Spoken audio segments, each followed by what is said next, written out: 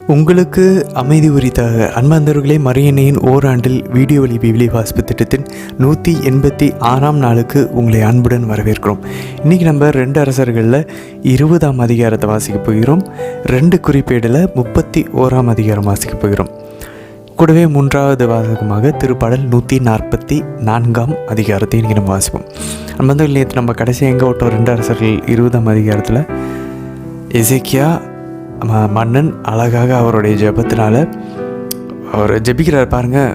அந்த அந்த ஒரு கடவுளுடைய மனுஷனுக்கு கடவுள் நம்பி இருக்கிறவருக்கான ஒரு அழகான ஒரு ஒரு அட்வான்டேஜ் பாருங்களேன். அவர் போய் பிரச்சனை வந்துச்சு, ஆண்டவருடைய இல்லத்துக்கு போனார், ஜெபிச்சார். சும்மா ஜஸ்ட்டு அதை மட்டும்தான் பண்ணிட்டு வெளியே வந்தார். ஆண்டவர் அன்று இரவே வானதூதரை அனுப்பி எல்லாரையும் கொண்டு போட்டார். நம்ம வந்து அல்டிமேட்டாக கடைசியாக நம்ம ஒரு பாயிண்டில் ரியலைஸ் பண்ணுவோம், நம்மளுடைய பிரச்சனைகள், நம்மளுடைய பாவ அடிமைத்தனங்கள் நம்ம முட்டி மோதணும், நம்ம போராடணும். பட் கடைசியாக ஆண்டவர்கிட்டேருந்து அங்கேருந்து கிளம்பணும் மீட்பு, அங்கேருந்து வரணும் உதவி மேலேருந்து. அதை நம்ம அழகாக நேற்று நம்ம பார்த்தோம். இன்றைக்கி இன்னொரு பவர்ஃபுல்லான எக்ஸாம்பிள், திரும்ப எசேக்கியா மன்னன் வழியாக ஆண்டவர் அழகாக இன்னொரு பாடத்தை கற்றுத்தர போகிறார். இந்த தடவை உடல் நோய் நமக்கும் நம்ம நிறையா பேருக்கு, நம்மளுடைய குடும்பத்தினர்களுக்கெல்லாம் வருது. அந்த டைமில் நம்ம என்ன பண்ணணும்? இல்லை இந்த நோய்க்கு பதிலாக வேறு ஏதாவது ஒரு பிரச்சனை, ஒரு ரொம்ப எமர்ஜென்சியான சுச்சுவேஷன், என்ன பண்ணணும் அப்படின்றதையும் இன்றைக்கி நம்ம அழகாக கற்றுக்க போகிறோம். இன்றைக்கி ரொம்ப முக்கியமாக கூர்ந்து கவனிக்க சொல்லி உங்களை அன்புடன் நாங்கள் அழைக்கிறோம். எப்படி அந்த அசிரிய மன்னன் வந்து படையெடுத்தப்ப எசேக்கியா என்ன செஞ்சார், அது நமக்கு எப்படி ஒரு முன்மாதிரியாக இருந்துச்சோ அதே போல் இன்றைக்கி அவருக்கே நோய் வரப்போகுது.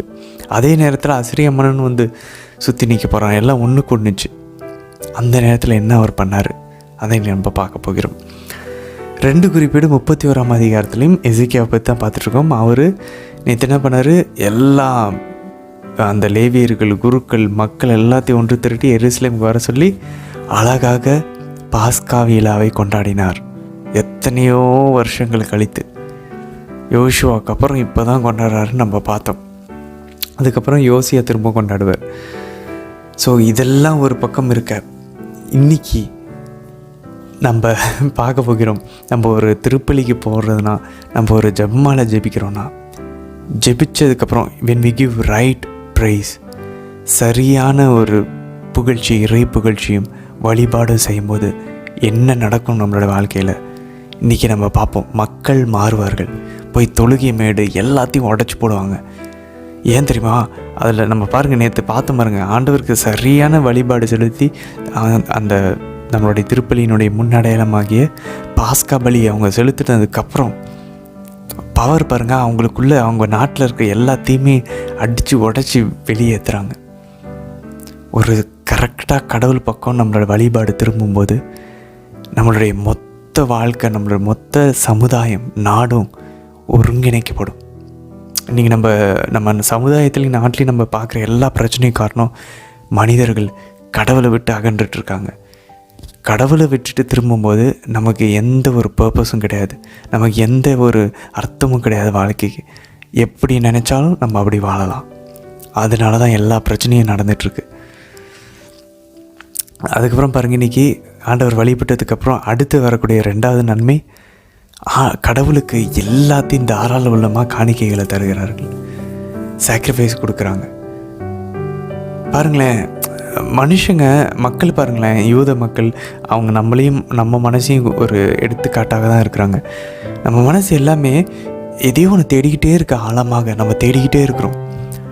ஆனால் அந்த தேடலை, அந்த பசியை, அந்த தாகத்தை ஆண்டவருடைய உடல் மேலேயும், அவருடைய இரத்தத்தின் மேலேயும், அவருடைய வார்த்தையின் மேலேயும், அவரோட உறவில், அவரோட வழிபாட்டில் திருப்புறதை விட்டுட்டு, ஆவிக்குரிய விஷயங்களை திருப்புறதை விட்டுட்டு, அந்த தாகத்தையும் பசியையும் நம்ம என்ன தெரியுமா பண்ணுறோம்? நம்ம சோல், நம்மளோட உடம்பு, நம்மளுடைய ஆன்மா எல்லாமே அவருக்காக தான் இயங்குது.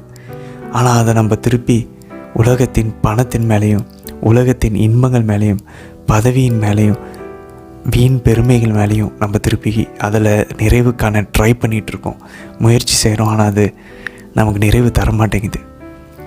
இப்படி அகஸ்தியனார் கூறுவது போல், நம்மளுடைய ஆன்மா அவரில் இலை பாராமல் அது எதுலேயுமே இலை பாராது.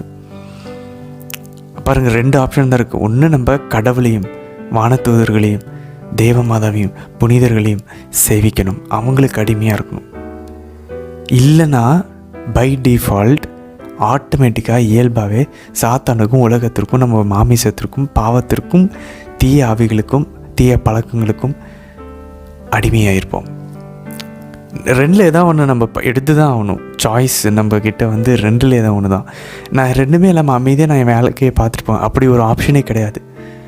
பை டிஃபால்ட் ஒன்று இதில் இருப்போம், இதில் இல்லைன்னா அதில் இருப்போம், அதில் இருந்தால் இதில் இருக்க மாட்டோம், அவ்வளோதான். ஒன்று சாத்தானுக்கு அடிமையாக இருந்தால் கடவுளுக்கு இருக்க மாட்டோம், கடவுளுக்கு இருந்தால் இங்கே இருக்க மாட்டோம். கடவுளை விட்டோன்னா ஆட்டோமேட்டிக்காக சாத்தான்கிட்ட போயிட்டு தான் இருப்போம். இது இயல்பாக நேச்சுரலாக நடக்கிறது. ஸோ இன்றைக்கி அந்த அழகான வழிபாட்டிலேருந்து பிறப்பெடுத்து ஊற்றெடுத்து வரக்கூடிய நன்மைகள்லாம் இன்றைக்கி நம்ம 2 குறிப்பிட்டு 31 வாசிப்போம். சரி, இன்றைக்கி திருப்பாடல் 144 பாருங்கள். ஆண்டவருடைய அந்த ப்ரொடெக்ஷன், அவருடைய பாதுகாப்பு, அவருடைய உதவியை, அவருடைய ஆசீர்வாதத்தையும் நாடி கேட்கக்கூடிய ஒரு அழகான திருப்பாடல், தாவீது அரசர் திருப்பாடல் இன்றைக்கி நம்ம வாசிப்போம். திருப்பாடல் 144. இன்றைக்கி ஆக்சுவலாக 3 கேள்விகள் இருக்கு அன்பர்களே. ரொம்ப நாள் ஆக்சுவலாக கேள்வி கேட்டு. முதல் கேள்வி என்ன அப்படின்னாக்கா, ஜெபமாலை சம்மந்தப்பட்ட ஒரு வசனம் இன்று திருப்பாடலில் வரும். அது எந்த வசனம்னு கண்டுபிடிக்க ட்ரை பண்ணுங்க. ஜெபமாலை திருப்பாடலில் இருக்குது, எங்கன்னு கண்டுபிடிக்க ட்ரை பண்ணுவோம். 2வது, 3ஆம் நாள் உயிர் தெழுவதற்கு நமக்கு தெரியும் ஆண்டவர் இயேசுவை காட்டக்கூடிய ஒரு டைரக்டான ஒரு எவிடன்ஸ், ஒரு ஆதாரம் யோனாவினுடைய மீன் வயிற்றுலேருந்து 3 நாள் உயிர் தெழுந்தது. ஆண்டவர் இயேசுவே நற்செய்தியில் சொல்கிறாரு. 2வது எவிடன்ஸ் நம்ம பார்த்தோம், மீகா 3ஆம் நாள் அவர் உம்மை உயிர்த்தெழ செய்வார் அப்படின்னு மீகா இறைவாக்கில் சொல்கிறது. ஒரு மறைமுகமான ஒரு மெசியாவுக்கான ஒரு இறைவாக்காக பார்த்தோம். இன்றைக்கி இன்னொரு எவிடன்ஸ் இருக்குது எசேக்கியா அரசனுடைய வாழ்வில். அது என்னன்னு கண்டுபிடிக்க முயற்சி பண்ணுங்கள். அதை உங்களால் கணிக்க முடியுதான்னு பாருங்கள். 3ஆம் நாள் உயிர்த்தெழுதலுக்கு. சரி, 3வது கேள்வி. நம்ம நிறைய பேர் சொல்லுவாங்க, பிரிந்து போன சகோதரர்கள்லாம் நம்ம கடவுளை மட்டுமே நம்பி இருக்கணும், நம்ம ஹாஸ்பிட்டல் போக தேவையில்ல. ஒரு பாயிண்டில் ரொம்ப ஆண்டவரை நம்புகிறவங்களுக்கு சில சமயம் ஆண்டவர் அதை பார்ப்பார் தான், இல்லைன்னு சொல்ல முடியாது. பட் மோஸ்ட்டாக ஆண்டவர் இயல்பான ஒரு வழியில், இந்த மருத்துவமும் ஆண்டவர் கொடுத்துருக்கக்கூடிய அறிவு தான், ஆண்டவரும் அது வழியாக தான் நம்மளை இயல்பான முறையில் குணப்படணுன்றது எல்லாருக்குமே ஆண்டவர் வச்சுருக்கக்கூடியது. ஸோ அதுக்கான இப்போ இந்த மருத்துவத்துக்கு போகணுமா போகக்கூடாதா, அதுக்கான ஒரு தெளிவான ஒரு பதிலை இன்றைக்கி நம்ம எசேக்கியா அரசனுடைய நோயிலிருந்து நம்ம கற்றுக்கொள்ளலாம். இன்றைக்கி அந்த நிகழ்வில் பைபிள் நமக்கு பதில் தருது. மருத்துவத்தை போகணுமா போகக்கூடாதா, இல்லை கடவுளை நம்பி இருக்கணுமா, அதுக்கு என்ன பதில்னு சொல்லி இன்றைக்கி உங்களால் கெஸ் பண்ண முடியுதான்னு பார்ப்போம். சரி, நம்ம இந்த இன்றைய தினத்திற்கான விழிவாஸ் பகுதிக்குள்ளே நம்ம ஜெபத்தோடு இணையலாம். தந்தை, மகன், தூய ஆவியாரின் பெயராலே ஆமேன். யாவே இறைவனை அப்பாவை நோக்கி அழைத்து நம்ம ஜெபிப்போம்.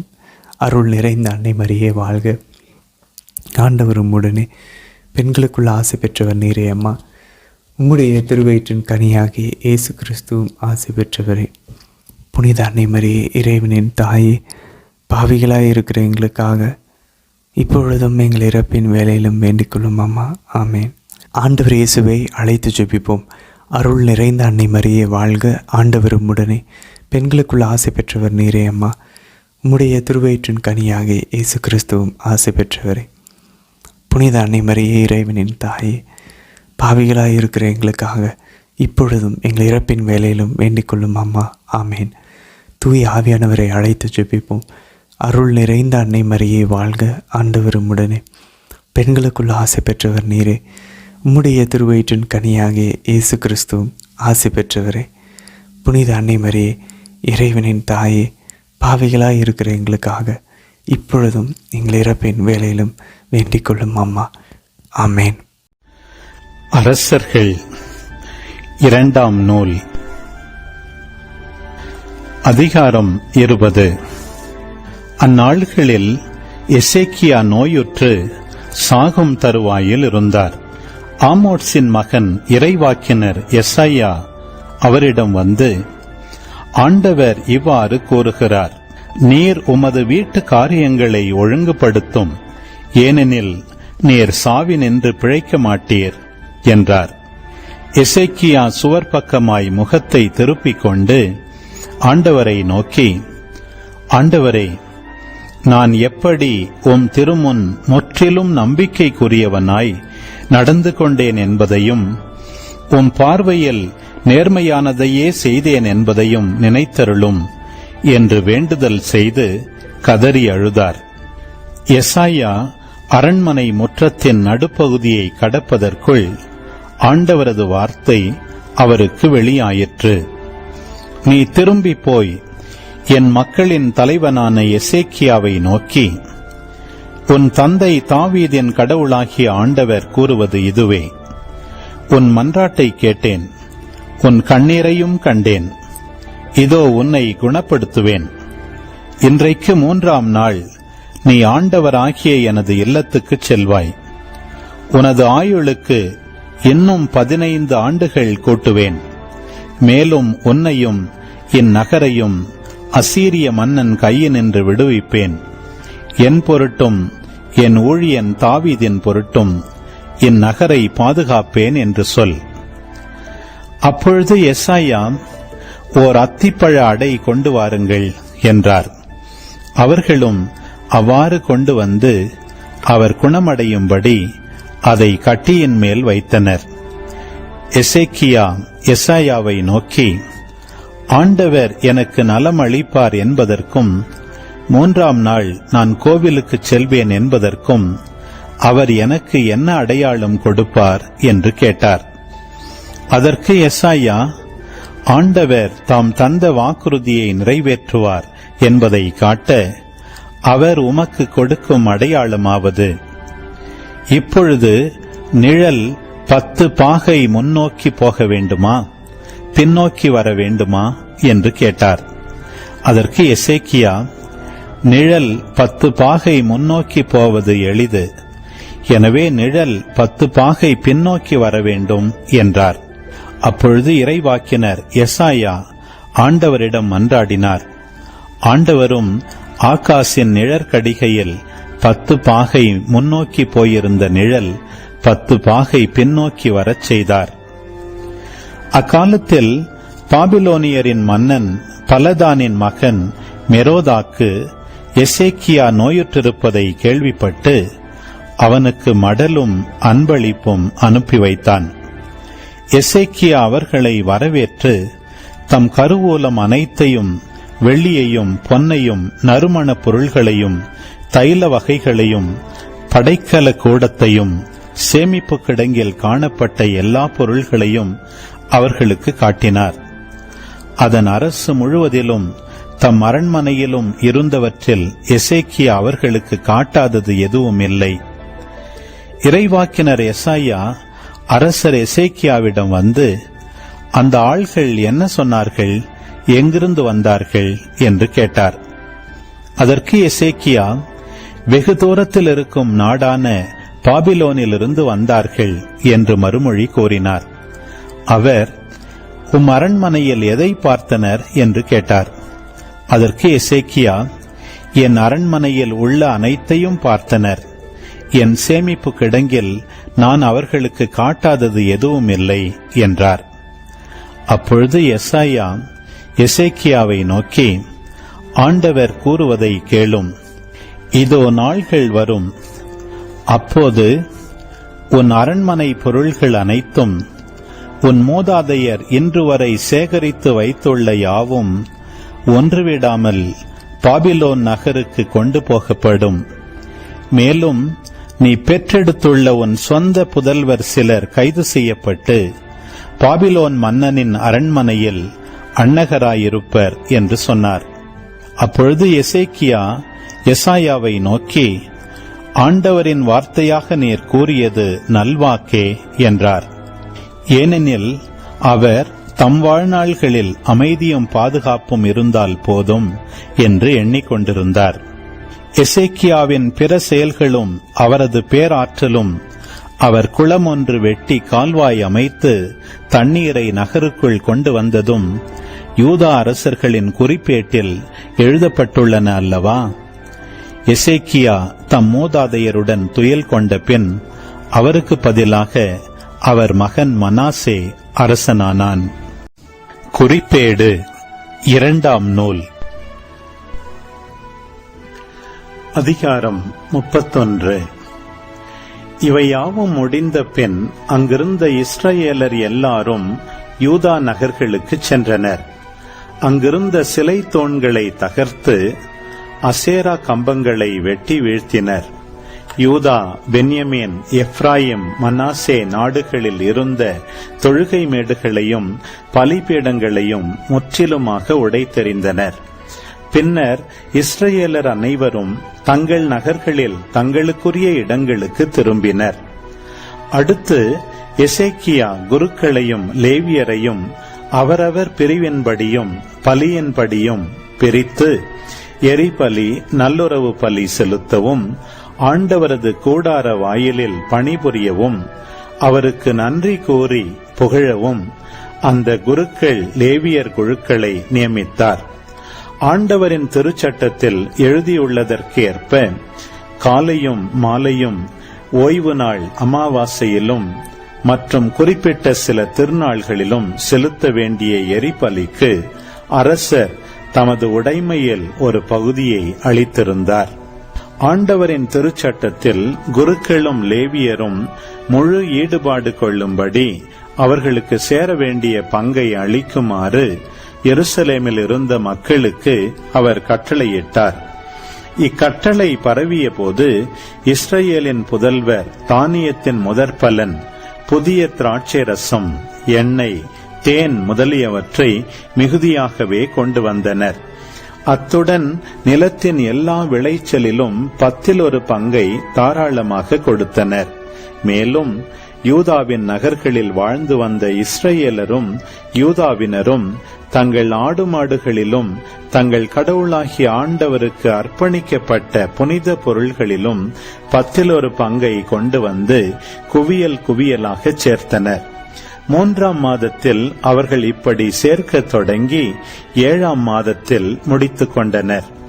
எசேக்கியாவும் தலைவர்களும் நுழைந்து அக்குவியல்களை கண்டு ஆண்டவரை போற்றி அவர் தம் மக்களுக்கு ஆசி வழங்கினர்.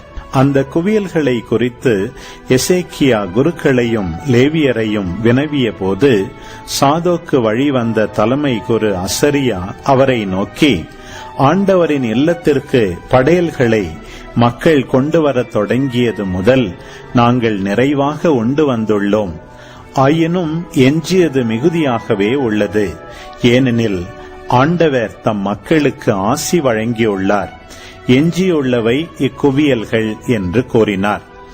அப்பொழுது எசேக்கியா ஆண்டவரின் இல்லத்தில் பண்டக சாலைகளை எழுப்புமாறு கட்டளையிட அவ்வாறே எழுப்பப்பட்டன. முதற்பலன்களையும் 10 பாகத்தையும் நேர்ச்சை பொருள்களையும் கவனத்துடன் அந்த அறைகளில் வைத்தனர். இவற்றையெல்லாம் கண்காணிக்க கொனனியா என்ற லேவியர் தலைவராகவும் அவர் சகோதரர் சிமயி துணைத் தலைவராகவும் நியமிக்கப்பட்டனர். இவ்விருவருக்கும் கீழ் எகியேல், அசரியா, நாகாத்து, அசாவேல், எரிமோத்து, யோசபாத்து, எலியேல், இஸ்மகியா, மகாத்து, பெனாயா ஆகியோர் மேற்பார்வையாளராகவும் நியமிக்கப்பட்டனர். அரசர் எசேக்கியாவும் ஆண்டவரின் இல்ல தலைவர் அசரியாவும் கட்டளையிட்டவாறு இவர்கள் நியமிக்கப்பட்டார்கள். லேவியர் இம்னாவின் மகனும் கீழை வாயிற்காப்பவனுமான கோரே ஆண்டவருக்கு அளிக்கப்பட்ட தன்னார்வ காணிக்கைகளையும் படையல்களையும் பங்கிட அதிகாரம் பெற்று கடவுளுக்கு அர்ப்பணிக்கப்பட்டவற்றிற்கு பொறுப்பேற்றிருந்தான். குருக்களின் நகர்களில் தங்கள் சகோதரர்களுக்கு பெரியோர் சிறியோர் என்ற பாகுபாடின்றியும் பிரிவுகளின் முறைப்படியும் பொருள்களை பகிர்ந்து கொடுப்பதில் ஏதேன், மின்யமீன், ஏசுவா, செமாயா, அமரியா, செக்கனியா ஆகியோர் மிகவும் நேர்மையான முறையில் அவருக்கு உதவி செய்தனர். அவர்களின் தலைமுறை அட்டவணையில் எழுதப்பட்ட 3 அதற்கு மேற்பட்ட வயதினருமான ஆண் பிள்ளைகளை தவிர அவரவர் தம் பிரிவின்படி தங்கள் பணியின் காரணமான அன்றைய கடமையை நிறைவேற்ற ஆண்டவரின் இல்லத்திற்கு வருகிற ஒவ்வொருவனுக்கும் பங்குகள் கொடுக்கப்பட்டன. குருக்கள் அவர்களின் மூதாதையரின் குடும்பத்தின்படி பதிவு செய்யப்பட்டனர். 20 அதற்கு மேற்பட்ட வயதினருமான லேவியர் அவர்களது பணியின்படியும் பிரிவின்படியும் பதிவு செய்யப்பட்டனர். குருக்கள் தங்கள் எல்லா குழந்தைகள், மனைவியர், புதல்வர், புதல்வியர் ஆகிய அனைவருடனும் பதிவு செய்யப்பட்டனர். ஏனெனில் அவர்கள் தங்களையே தூய்மையாக வைத்துக் கொள்வதில் மிகவும் கவனமாக இருந்தனர். தங்கள் நகர்களை அடுத்த வெளிநிலங்களிலோ வேறு நகர்களிலோ வாழ்ந்த ஆரோனின் புதல்வர்களான குருக்களுக்கு சேர வேண்டிய பங்குகளை அளிக்க ஆள்கள் நியமிக்கப்பட்டனர். குருக்கள் குடும்பங்களில் எல்லா ஆண்களுக்கும், லேவியர்களின் தலைமுறை அட்டவணையில் பதிவு செய்த அனைவருக்கும் அவர்கள் பங்குகளை அளித்தனர். எசேக்கியா யூதாவெங்கும் இவ்வாறு செய்தார். அவர் தம் கடவுளாம் ஆண்டவர் திருமுன் நல்லவராகவும் நேர்மையுடையவராகவும் உண்மையுடையவராகவும் ஒழுகினார். அவர் கடவுள் இல்லத்திற்கான ஒவ்வொரு திருப்பணியையும் திருச்சட்டத்திற்கும் கட்டளைக்கும் ஏற்றவாறு செய்து ஆர்வமுடன் உழைத்து தம் கடவுளை முழு இதயத்தோடு நாடினார். திருப்பாடல் 144. என் பாறையாகிய ஆண்டவர் போற்றி போற்றி. போரிட என் கைகளுக்கு பயிற்சி அளிப்பவர் அவரே. போர் புரிய என் விரல்களை பழக்குபவரும் அவரே. என் கற்பாரையும் கோட்டையும் அவரே. எனக்கு பாதுகாப்பாளரும் மீட்பரும் அவரே. என் கேடயமும் புகலிடமும் அவரே. மக்களினத்தாரை எனக்கு கீழ்ப்படுத்துபவர் அவரே. ஆண்டவரே, மனிதரை நீர் கவனிக்க அவர்கள் யார்? மானிடரை நீர் கருத்தில் கொள்ள அவர்கள் யார்? மனிதர் சிறு மூச்சுக்கு ஒப்பானவர். அவர்களின் வாழ்நாள்கள் மறையும் நிழலுக்கு நிகரானவை. ஆண்டவரே, உம் வான்வெளியை வளைத்து இறங்கி வாரும். மலைகளை தொடும், அவை புகை கக்கும். மின்னலை மின்னச் செய்து அவர்களை சிதறடியும். உம் அம்புகளை எய்து அவர்களை கலங்கடியும். வானின்று உமது கையை நீட்டி எனக்கு விடுதலை வழங்கும். பெருவெள்ளம் போல் எழும் வேற்றினத்தார் கையினின்று என்னை விடுவித்தருளும். அவர்களது வாய் பேசுவது பொய், அவர்களது வழக்கை வஞ்சமிகு வழக்கை. இறைவா, நான் உமக்கு புதியதொரு பாடல் பாடுவேன். 10 நரம்பு வீணையால் உமக்கு புகழ் பாடுவேன். அரசர்களுக்கு வெற்றி அளிப்பவர் நீரே. உம் ஊழியர் தாவீதை கொடிய வாளினின்று தப்புவித்தவரும் நீரே. எனக்கு விடுதலை வழங்கும். வேற்றினத்தார் கையினின்று என்னை விடுவித்தருளும். அவர்களது வாய் பேசுவது பொய், அவர்களது வழக்கை வஞ்சமிகு வழக்கை. எம் புதல்வர்கள் இளமையில் செழித்து வளரும் செடிகள் போலிருப்பார்களாக. எம் புதல்வியர் அரண்மனைக்கு அழகூட்டும் செதுக்கிய சிலைகள் போல் இருப்பார்களாக. எம் களஞ்சியங்கள் நிறைந்திருப்பனவாக. வகை வகையான தானியங்களால் நிறைந்திருப்பனவாக. எங்கள் வயல்களில் ஆடுகள் 1000 பல்லாயிரம் மடங்கு பலுகட்டும். எங்கள் மாடுகள் சுமை சுமப்பனவாக. எவ்வித சிதைவோ இழப்போ இல்லாதிருக்கட்டும். எங்கள் தெருக்களில் அழுகுரல் இல்லாதிருக்கட்டும். இவற்றை உண்மையாக அடையும் மக்கள் பேறு பெற்றோர். ஆண்டவரை தம் கடவுளாக கொண்ட மக்கள் பேறு பெற்றோர். ஆமேன். ஆண்டவரே, இந்த நாளுக்கான இந்த அழகான இறை வார்த்தைகளுக்காக நன்றி அப்பா. ஆண்டவரே, இன்று திரும்பவும் ஒரு முறை எசேக்கியா அரசரின் வழியாக எங்களுக்கு இன்னொரு அழகான நல்ல ஒரு பாடத்தை எங்களுக்கு கற்றுத் தந்திருக்கீங்க அப்பா. எங்களுடைய பிரச்சனைகள், எங்களுடைய நோய்களில் இதெல்லாம் நடக்குமா? அப்படிப்பட்ட சூழல்கள் நிறைய எங்களை சுற்றி இருக்கும்போது திரும்பவும் உம்மை நோக்கி நாங்கள் திரும்பணும். உங்கள் மேலே நம்பிக்கை வைக்கணும். உங்ககிட்ட வரணும். உலகத்தின் ஆட்கள் போல் உலகத்துக்கு பின்னாடி போகக்கூடாது. உங்களையே நம்பி இருக்கணும். உங்ககிட்ட இருந்து எங்களுக்கு மீட்பு வரும். உங்களுடைய முகத்தை நீங்கள் எங்கள் பக்கம் திருப்பும்போது எங்களுக்கு விடுதலை கிடைக்கும், எங்களுக்கு அமைதி கிடைக்கும், எங்களை வாழ்க்கை சந்தோஷமாக மாறும். துன்பங்கள் இருந்தாலும் அதை உங்களுக்காக சந்தோஷமாக ஏற்றுக்கொள்ளக்கூடிய உள்ளம் எங்களுக்கு வரும். அம்மா, நீங்கள் ஃபாத்திமா குழந்தைகளுக்கு சொன்னது போல் ஆண்டவருக்காக, ஆண்டவருடைய அன்புக்காகவும் உங்களுடைய மாசற்ற இதயத்துக்கு எதிராக செய்யப்பட்ட எல்லா காயங்களுக்கு நிந்தை பரிகாரமாகவும், பாவிகளுடைய மனமாற்றத்துக்காகவும், எங்களுடைய பாவத்துக்கு பரிகாரமாகவும், திருத்தந்தைகளுக்காகவும், எங்களுடைய அன்றாட வாழ்வின் எல்லா கஷ்டங்களையும் ஒப்பு கொடுத்து ஆண்டவரிடம் அதை ஒப்பு கொடுத்து அதை முழு மனதோடு ஏற்றுக்கொண்டு அதை ரிடெம்டிவாக மாற்ற, அதை மீட்புக்குரிய ஒரு செயலாக எங்களுடைய துன்பங்களை, பிரச்சனைகளை மாற்ற எங்களுக்கு பொறுமையையும் பலத்தையும் திடத்தையும் தந்துள்ள வேண்டி உங்களை கெஞ்சி மன்றாடுகிறோம் அம்மா.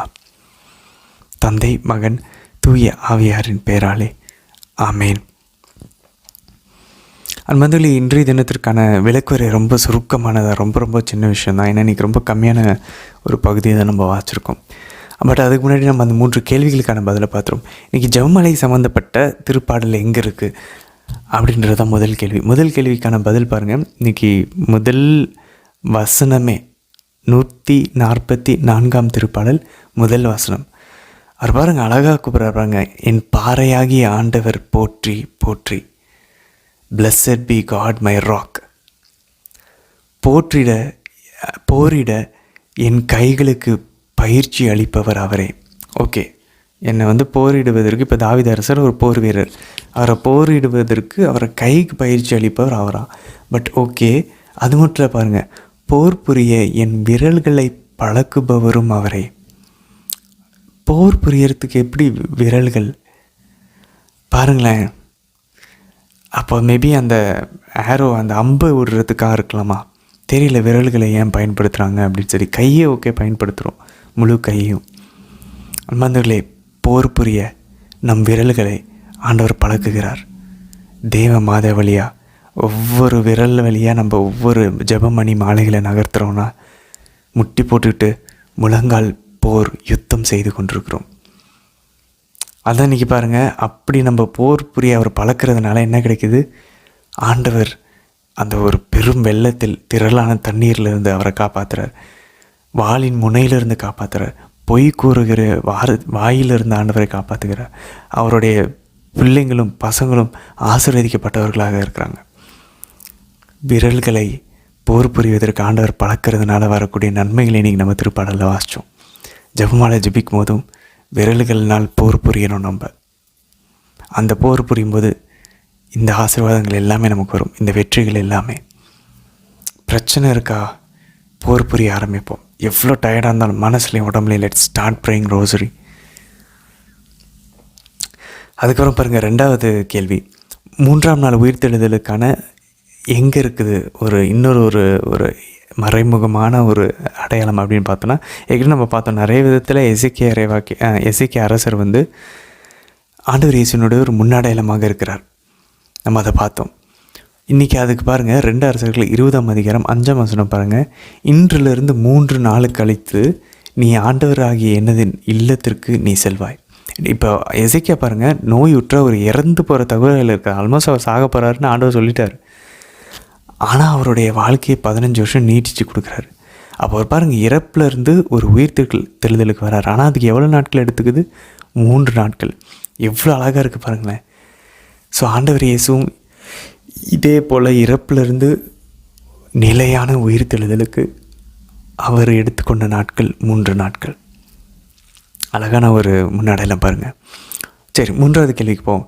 நம்ம மருத்துவத்திற்கு அணுகக்கூடாதா? இன்றைக்கி பாருங்கள், எசேக்கியா ஒரு பிரச்சனை வந்துருச்சு, நோய் வந்துருச்சு. அவர் உடனே என்ன பண்ணுறாரு பாருங்கள், உடனே டாக்டர்கிட்ட ஓடல. அவர் உடனே தன் முகத்தை செவிரின் பக்கமாக திருப்பி, எவ்வளோ ஒரு அழகான ஒரு ஜெஸ்டர் பாருங்கள் அன்பானவர்களே, எவ்வளோ அழகான ஒரு செயல். அப்படின்னா அவர் படுத்திருக்காரு, அவரால் நவர முடியல. அந்த பக்கம் எசேக்கியா சொல்கிறார், சொல்லிட்டு போயிட்டார். அந்த செவிறு பக்கம் திரும்புறதை நம்ம எப்படி எடுத்துக்கலாம் அன்பானவர்களே? யாருமே இல்லை, எனக்கு யாருமே வேண்டாம், நான் தனிமையாக. ஆண்டவர் சொல்கிறார் தெரியுமா, உங்களுடைய உள்ள அறைக்குள்ளே போய், உங்களுடைய வீட்டுக்குள்ளே போய் கதவை பூட்டி கொண்டு யாருமே இல்லாதப்ப எசேக்கியா அதை பண்ணுறாரு. யாரையும் பார்க்க விரும்பலை. அவர் அந்த பக்கம் செவ்வறு பக்கமாக திரும்பி தனக்குள்ளே அவர் போகிறார். தன் ஆன்மாவுக்குள்ளே இருக்கக்கூடிய ஆண்டவரிடம் அவர் பேசுகிறாரு. செவ்வறு பக்கமாக திரும்பி, ஆண்டவரே என்னை காப்பாற்றுங்கன்னு அவர் பாருங்க கதறாரு. அப்போ என்ன நடக்குது பாருங்கள், எஸ்ஐஆர் வாக்கினர் வந்து சொல்கிறாரு, நீ உன்னை ஆண்டவர் வந்து 3 நாளில் குணமாக்கிற, 3 நாளில் வந்து நீ ஆண்டவர் இல்லத்துக்கு போய் நீ வந்து நன்றி சொல்லுவ அப்படின்னு சொல்லி சொல்லும்போது சொல்லிட்டு முடிக்கல. அதுக்கப்புறம் என்ன நடக்குது பாருங்கள். 2 அரசர்கள் 20ஆம் அதிகாரம் 7ஆம் வசனத்தில், ஒரு அத்திப்பழ அடையை கொண்டு வாருங்கள் என்றார். அவர்களும் அவ்வாறே கொண்டு வந்து அவர் குணமடையும்படி அந்த கட்டியின் மேல் வைத்தார்கள். பாருங்களேன், அப்போது ஆண்டவர்கிட்ட ஃபஸ்ட்டு ஸ்டெப்பு ஜெபிக்கிறோம். ஆண்டவருடைய வார்த்தை எஸ்ஐஆர் வாக்கினர் மூலிமா வருது, நீ குணமாயிருவ 3 நாள் கழிச்சுன்னு சொல்லி அதுக்கான ப்ராசஸ் தான் போய் மருத்துவத்தை தேடுறோம். இப்போ புரியுதான் பாந்தர்களே, சில சமயம் நம்ம ஜெபிக்கும் போதே ஆண்டவர் குணப்படுத்தியிருக்கார்.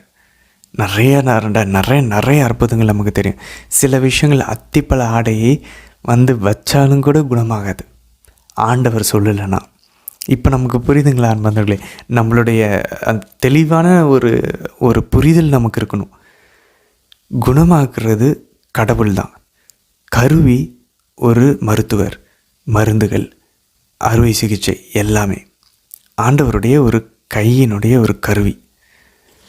ஆனால் இதை மாற்றி வச்சுட்டு மருத்துவமும் மருத்துவர்களும் அந்த மருந்தும் என்னை குணமாக்குது, கடவுள்கிட்ட நம்ம ஒரு பேருக்கு வேண்டுறோம், நம்மளும் கடவுள் நம்புறதுனால இப்படி மாற்றிட்டோன்னா இப்போ நம்மளுடைய மருந்தும் மருத்துவமும் நம்மளுடைய சிலை வெளிப்பாடாகும். அப்படி இல்லாமல் சில சமயம் நம்ம ஆக்சுவலாக ஜெபிக்கிறதுனா, ஆண்டவர் நீங்களே என்னை குணமாக்க முடியும் அப்படி தான் நான் ஜெபிப்போம். சில சமயம் இன்றைக்கி நம்மளை பார்த்தது போல், உன்னை நான் குணமாக்குறேன், ஆனால் நான் மருத்துவர் வழியாக உன்னை குணமாக்குறேன், மருந்து வழியாக குணமாக்குறேன், நீ அதை பண்ணு. நிறைய பேருக்கு அது இல்லாமலே ஆண்டவர் குணமாக்கியிருக்காரு. எத்தனை சாட்சியம் நமக்கு தெரியும், ரெட்டிட் சென்டர்ஸ்லாம் நம்ம பார்க்குறோம். ஸோ இந்த ஒரு புரிதல் இருக்கணும். அப்போ மருத்துவத்தை அணுகணும், ஆனால் அதையே நம்மளுடைய இலக்காக வைத்து அணுகக்கூடாது. கடவுள் தான் என்னை குணமாக்குறாருன்ற புரிதலோட அவர்கிட்ட ஜெபிச்சுட்டு அவர் வந்து இது வழியாக தான் போகணும்னு சொல்லி நம்ம மனசில் போடுறாருன்னா, அப்போது ஆண்டவர் நீங்களே காட்டுங்க, நாங்கள் எந்த டாக்டர்கிட்ட போகணும், என்ன பண்ணணும்னு நீங்கள் காட்டுங்க. ஆண்டவர் ஒரு அழகான ஒரு வழியில் எப்படியாச்சும் நம்மளை வழி நடத்துவார். அங்கே போனால் அது நம்ம கரெக்டாக அமையும். இது எல்லா விஷயத்துக்கும் இந்த ஒரு அப்ரோச் பொருந்தும். எந்த பிரச்சனை வந்தாலும் முதல்ல அவர்கிட்ட போயிட்டு அவர்கிட்ட கேட்டுட்டு அவர் என்ன சொல்கிறாரோ அதை பண்ணணும். நீ எதுவுமே பண்ணாத, அமைதியாக இருந்தால் அமைதியாக இருக்கணும், அவரே பண்ணுவார். எப்படி வானதூதர் அனுப்பி கொள்ளாரோ அதே போல். அதுக்கப்புறம் பாருங்கள், சரி, இன்று 2 அரசர்கள் 20ஆம் அதிகாரத்தில் 3ஆம் வசனத்தில் அவர் அந்த செவரு பக்கமாக திரும்பி என்ன திரும்ப பண்ணுறாரு, ஜெபிச்சுட்டு கதறி அழுந்தார். எவ்வளோ அழகாக இருக்குப்பாங்க நண்பர்களே. இந்த கிஃப்ட் ஆஃப் டியர்ஸ் எப்போ வரும் நமக்கு? எமோஷ்னலாக இருந்தால் தான் கரெக்டான ஒரு நல்ல ப்ரேயர்னு சொல்ல வரல, எப்பயுமே எமோஷன் இருக்குன்னு சொல்லலாம். ஆனால் புனிதர்கள்ட்ட, குறிப்பாக புனிதர் லோயலா என்ன சேர்க்கலாம், இந்த கிஃப்ட் ஆஃப் டியர்ஸ் இருந்துச்சு. கண்ணீரினுடைய அந்த கண்ணீர் சிந்தக்கூடிய ஒரு வரம்பு இருந்தது அவருக்கு. என்னென்னமோ வரதுக்காக தேடுறோம். Why not gift of tears? எனக்கு அது ரொம்ப பிடிக்கும். பட் ஆண்டவர்கிட்ட கேட்கணும். அதாவது இன்னாசியார் வந்து இந்த டிவைன் ஆஃபீஸ் சொன்னோம் இல்லையா, லிட்டர்ஜி, இந்த திருப்பாடல்களை வந்து குருக்கள் வந்து ஒரு நாளைக்கு 5 முறை 7 முறை அவங்க ஜெபிக்கணும். ஸோ அந்த டைமில் அவர் வந்து எப்போ ஜெபிக்க ஆரம்பித்தாலும், எப்போ ஆண்டவருடைய பாடுகளை பற்றி படித்தாலும் அவ்வளோ கண்ணீர் சிந்துவாராம். அவருடைய ஒரு ஸ்பிரிச்சுவல் மேனுவல் இருக்குது, அவருடைய ஸ்பிரிச்சுவல் டைரி சும்மா ஒரு கொஞ்சம் பேஜ் தான் இருக்குது. இன்றைக்கி நான் திருப்பலி நிறைவேற்றினேன், கண்ணீர் இல்லாமல் இல்லை. இன்றைக்கி நான் அப்பத்தை தூக்கும் போது என்னால் கண்ணீர் தவிர்க்க முடியல. கண்ணீர் கண்ணீர் கண்ணீர். ஒரு நாளைக்கு 4-5 தடவையாவது கண்ணீர் அழுவார் போல்.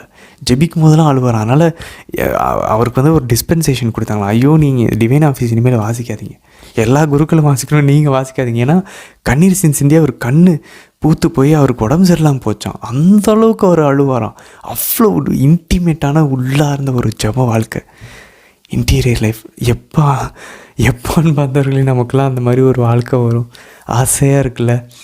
எப்படி ஜெபிச்சிருக்காங்க புனித ஜான் பாஸ்கோ, புனித டொமினிக் சாவியோ, புனித ஜான் மரி வியானி, புனித அலோசியஸ், இவங்கெல்லாம் எழுந்தேற்ற டைமில் நற்கண்ணி தூக்கும்போது கண்ணீர் சிந்தாமல் இருக்க முடியாது அவங்களால. நமக்கெல்லாம் திருப்பள்ளியில் அந்த மாதிரி வருதா?